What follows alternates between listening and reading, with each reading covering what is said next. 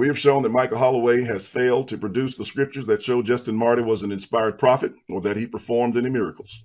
That Tertullian, a, quote, church father, end quote, who lived from 145 to 220 AD, said vision and prophecy was sealed up with the fulfillment of Daniel's 70 weeks, which he placed at the destruction of Jerusalem in 70 AD. He says that's also when the sacrifices ceased.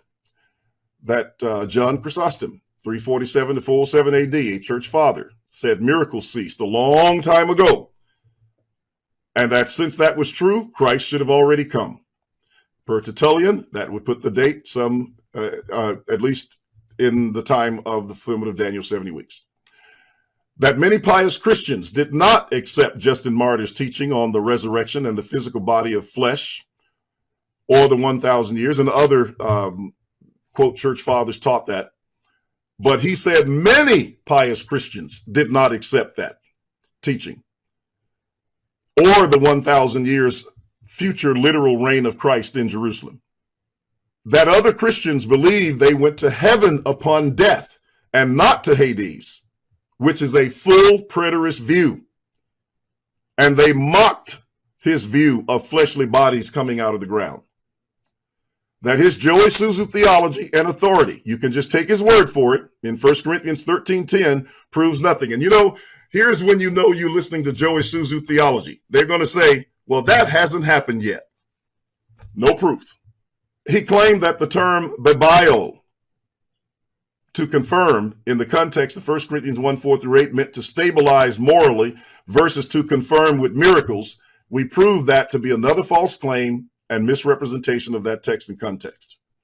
We exposed all the loose ends and split hairs of Michael Holloway's view of the phrase the end and his attempt to make it the literal end of time without any scriptural warrant.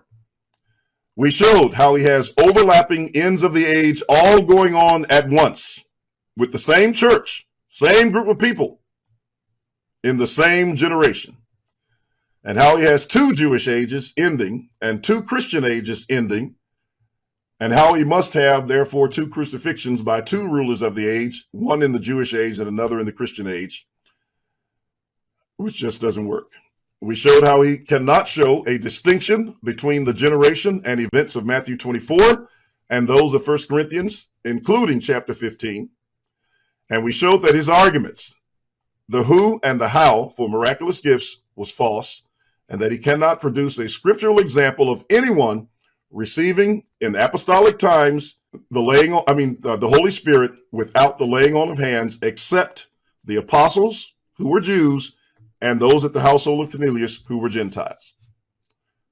We showed that Justin Martyr contradicts himself on the continued fulfillment of Matthew 24:4, verse 11, and verse 24, and other church fathers, Tertullian, who says they were fulfilled. We showed that Jesus shut down both Justin Martyr and Michael Holloway by quoting Daniel, saying that such events would never reoccur per Daniel 12:1 and Matthew 24:21. We refuted Holloway's claim with a clear and sound syllogism of how scriptures prove by explicit statement, which is a word of faith, from which it must be drawn that Jesus returned in 70 AD, and that no historical proof is needed apart from a biblical statement and sound reasoning. And we showed that Holloway's completely misunderstands the already but not yet, or he certainly misapplied it, in his attempt to make a repeating prophecy out of the virgin birth of the child in Isaiah 7:15 and that of Matthew 1 and verse 21. And then finally, we demonstrated from over a dozen references to in that day in Zechariah chapters 12, 13, and 14, that the time when the prophet and the unclean spirit would pass out of the land was the day of judgment and the time of the siege upon Jerusalem, and therefore showed that Jewish false prophets in the apostolic era after the cross, and proved conclusively that the time was 70 AD when they were cast into outer darkness. That's when Daniel 9:24 and Tertullian, a church father who gave a chronological list of kings up to 70 AD, and said that that was the time of the sealing up of vision and prophecy.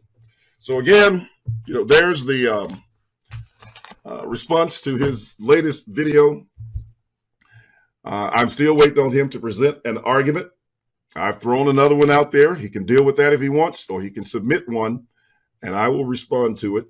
And I'll try to be brief. I will be brief. But I did this one because he threw a lot of stuff out there, and I wanted to cover it pretty thoroughly, just to show that what he was saying has no scriptural basis whatsoever. And thank you for your patience and your time.